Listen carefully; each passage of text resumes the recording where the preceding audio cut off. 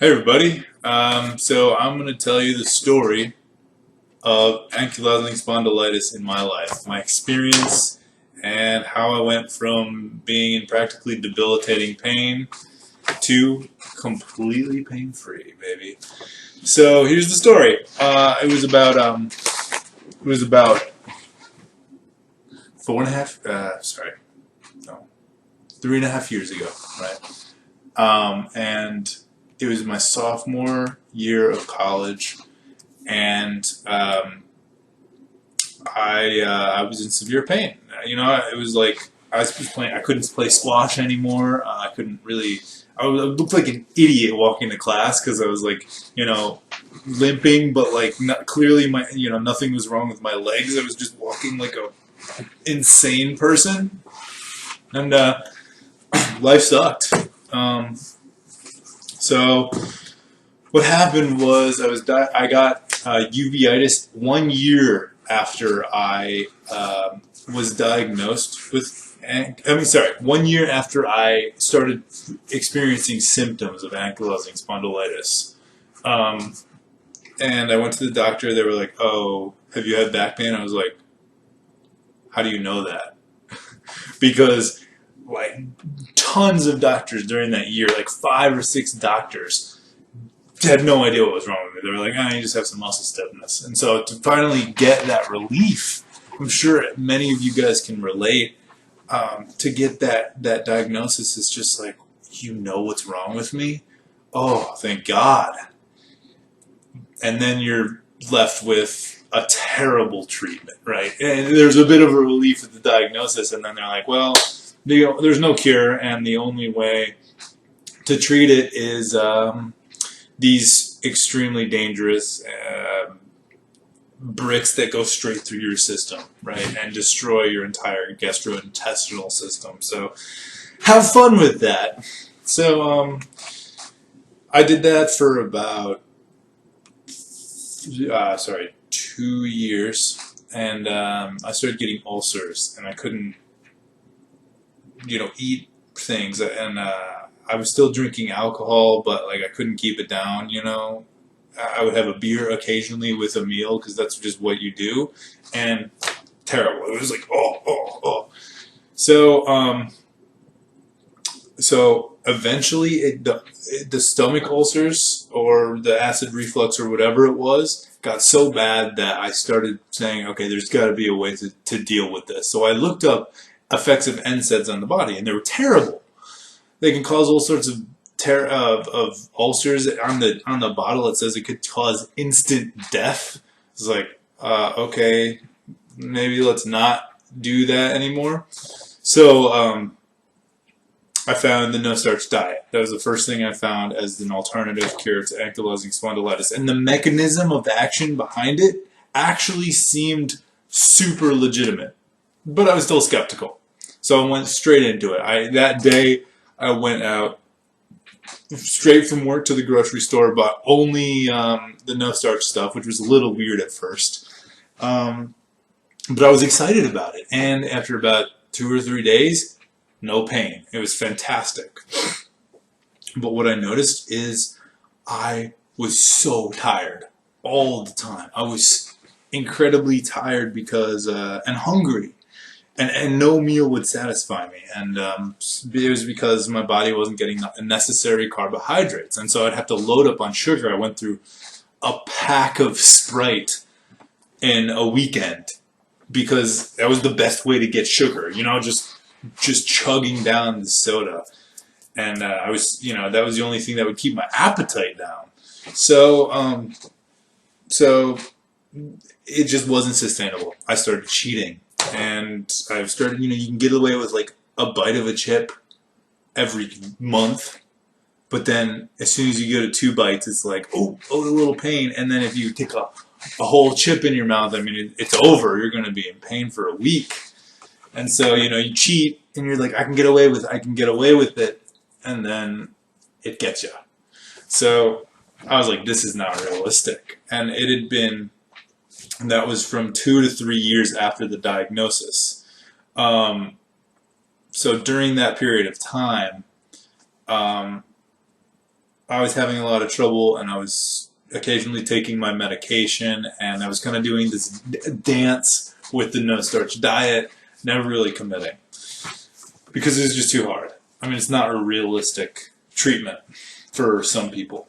Okay, and so I eventually went back completely on my medication because I couldn't do it anymore. Right? I couldn't feel that lackluster all the time.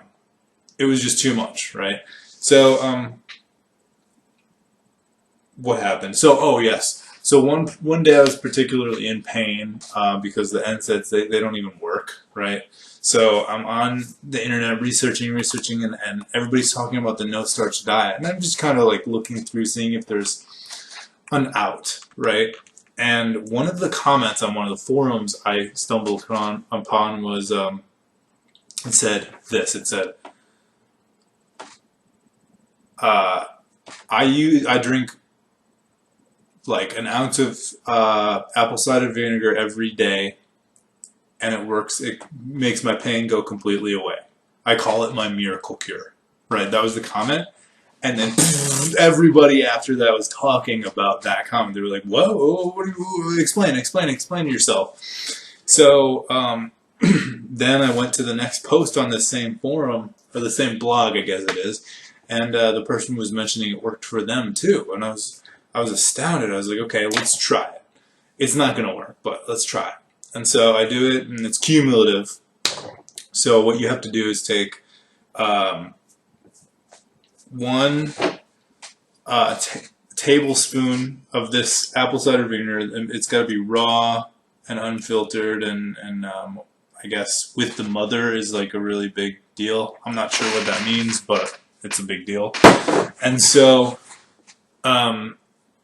you take a tablespoon of that in water, in just a normal glass of water, 4 times a day, starting at 2, then going to 3 after like a week, and then 4 after another week.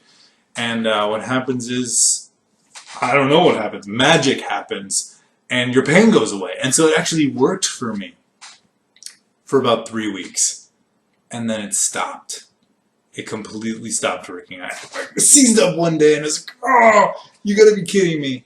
And I had to go home from work, and it was just, I couldn't go into work for the next like 3 days, and it was one of those flare-ups where it was like you can't even fall asleep. You know what I'm talking about? So so I gave up. I was like, oh, okay, I got to go back on the no starch diet, and so I took a bunch of medication, and for about 4 months I was back to the same old. It was terrible, right? It's awful. And then I found online this post talking about apple cider vinegar where they couldn't eat cookies or cake.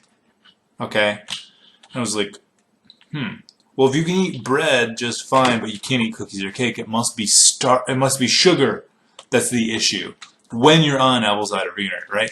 It's starch when you're off of it, but then you introduce the apple cider vinegar, and now it's sugar that's the problem. It's crazy, but sugar's a lot easier to stay off. Like, I mean, it's possible. It's so possible, and that's all that matters, right? The no starch thing is impossible. So I started getting back on it, and I completely cut out all sugars. I cut out cereal, bananas, like yogurt, anything with sugar, and obviously you cut out, lemonade or anything acidic, so any sodas, stuff like that, right? And so I've been on it for about 3.5 weeks now, and no issues, right? And it's because I think the reason why I originally had it stop working is because I had a bunch of sugar that day. Crazy. I had a cake, ice cream, and a cookie. So too much sugar all at once, it must saturate your system in some way to where it completely deactivates the effects of apple cider vinegar. So it's really important that you allow the apple cider vinegar to take its cumulative effect. So that means you continue to do the dosage even when it's not working in the beginning, because after a week you'll start to see results. And even then it'll take another month to do anything at all. That's like perfect, you know. It'll take over a month to do anything, to have an effect that is to where it's basically like you don't have ankylosing spondylitis, right? And so I'm pretty much at that point now. I have occasional twinges of back pain, but I think that's because of cheese or dairy. And I'm going to try cutting out dairy pretty soon. But I wanted to have my fun. I mean, I just ate a pizza. It's insane that I can eat a pizza and not be on my medication and still be fine. So I'm completely pain-free now, and things look hopeful in the future. Done a bunch of research, and this treatment works for anyone who does it right. Because this is one of those things, you cannot do it right. It is a miracle, and you cannot mess with it. You can't cheat. You can't do anything, right? I slowly started introducing a little tiny bit of sugar, and what happened was I just got a little bit of pain, right? And so I think what happens is if you have a sudden saturation of sugar, then it completely invalidates the effects. But if you have a little bit of sugar, it gets up to that threshold, but you got to allow it to come back down, right? But once it passes a certain point, it completely resets all the effects of the apple cider vinegar, and you have to start from day one again. So yeah, that's my story, and I hope you guys enjoyed it, and maybe it gave you some hope for the future. One last thing, okay? If this apple cider vinegar is not working for you, you should still use it, because I have a theory, and it is that apple cider vinegar, it's not just one thing that it's doing. It's doing 3 things, maybe 4 things at once. Okay, what it's doing, it's somehow affecting how your body digests starch. So maybe it gets digested earlier on in the digestive tract, or maybe it's preventing it from being digested in a way so it gets to the bacteria. I have no idea, right? But that's the first aspect of it that's having an active effect. The second active effect is it has an alkaline effect on your body, and inflammation is naturally acidic, so it counteracts some of that acidity, and it leaves your joints less inflamed because of it. Okay, that's active effect number 2. And active effect number 3 is it actually creates a harsh environment for the Klebsiella bacteria to survive in, but probiotics thrive in your gut that's been saturated in apple cider vinegar. So I take a lot of probiotics with it, because I think that last one also has an active effect. So I don't know what it is. There still needs to be research done, and I'm going to make a video on why there hasn't been research done up until this point, and why the doctors still refuse to basically treat people right. You know, if you watch it, when I make it, you'll see that it's actually not the doctor's fault. And it's not necessarily the pharmaceutical company's fault, and it's not your fault. It's just the system that we have in place is slightly flawed. But I'll go into that later. And other than that, yeah. Sayonara, folks.